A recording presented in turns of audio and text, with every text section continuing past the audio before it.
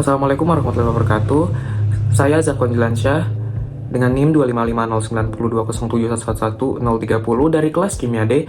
Pada kesempatan kali ini akan melaksanakan presentasi sebagai penilaian ujian akhir semester mata kuliah agama. Materi yang saya ambil yaitu penerapan ajaran dan nilai Islam dalam bidang kesehatan. Mulai dari slide pertama, di sini terdapat pendahuluan di mana di dalamnya mencakup konsep dasar. Islam mendorong umatnya untuk menjaga kesehatan sebagai bentuk rasa syukur dan amanah Allah kepada manusia. Tubuh manusia adalah titipan yang harus dirawat dan tidak boleh dirusak. Kesehatan dalam perspektif Islam sendiri mencakup kesehatan fisik atau jasmani, kesehatan mental atau psikologis, dan kesehatan spiritual atau keimanan. Pentingnya pelayanan kesehatan yang sesuai syariat agar tidak bertentangan dengan nilai-nilai keislaman. Selanjutnya dasar hukum kesehatan dalam Al-Quran dan hadis. Yang pertama, wajib menjaga kesehatan, di mana di sini terdapat hadis yang artinya banyak manusia merugi karena dua nikmat, kesehatan dan waktu luang. Hadis riwayat Al-Bukhari dari Ibnu Abbas. Nabi pernah menegur beberapa sahabatnya yang bermaksud melampaui batas beribadah, tapi mengabaikan kebutuhan jasmaninya yang secara otomatis kesehatannya terganggu.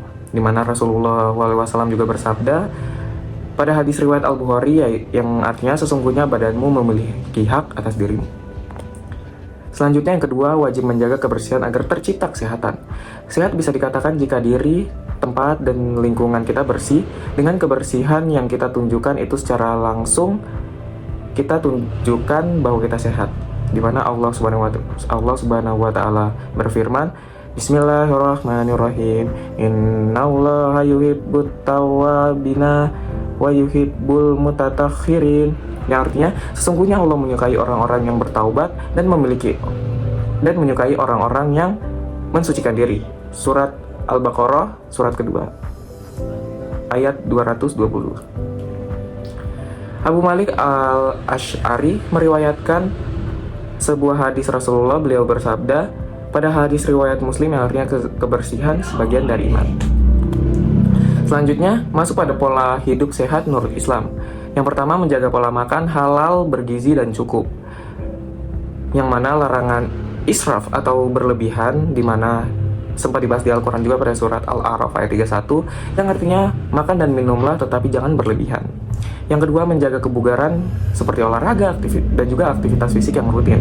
Dan yang ketiga, menghindari zat berbahaya seperti alkohol, narkoba, dan rokok. Selanjutnya istighfar, zikir, dan beribadah sebagai penyeimbang mental dan spiritual. Dan yang terakhir, pemeliharaan lingkungan yang bersih dan sehat. Selanjutnya, kesehatan jasmani dalam Islam. Kesehatan jasmani adalah upaya menjaga dan merawat tubuh fisik agar tetap kuat, bugar, dan terhindar dari penyakit.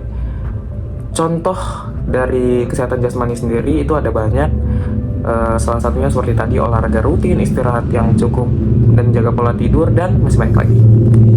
Selanjutnya masuk pada kesehatan rohani dalam Islam. Kesehatan rohani adalah kondisi jiwa yang tenang, iman yang kuat, dan pikiran yang positif, jauh dari stres, kecemasan, dan penyakit hati. Dimana contohnya sendiri juga terdapat banyak, seperti kita bisa melakukannya dengan membaca dan mendalami Al-Quran, dan juga berakhlak mulia seperti sabar, syukur, dan ikhlas. Dan masih banyak lagi. Selanjutnya masuk pada bentuk penerapan di pelayanan kesehatan. Di sini ada 5 yang saya ambil. Contoh yang pertama yaitu halal healthcare, seperti obat, vaksin, makanan pasien bersertifikat halal. Yang kedua ada syariah hospital atau rumah sakit syariah, yang mana tenaga medis yang memahami syariah, fasilitas ibadah yang lengkap, dan lain sebagainya. Yang ketiga spiritual counseling, di mana doa dan bimbingan ibadah dan pendampingan rohani saat operasi atau sakit berat. Selanjutnya, perawatan jenazah seperti menyediakan pemulasaran sesuai syariat, dan yang terakhir perlindungan terhadap perempuan dan anak, yang mana pendampingan tenaga medis perempuan untuk pasien perempuan bila memungkinkan.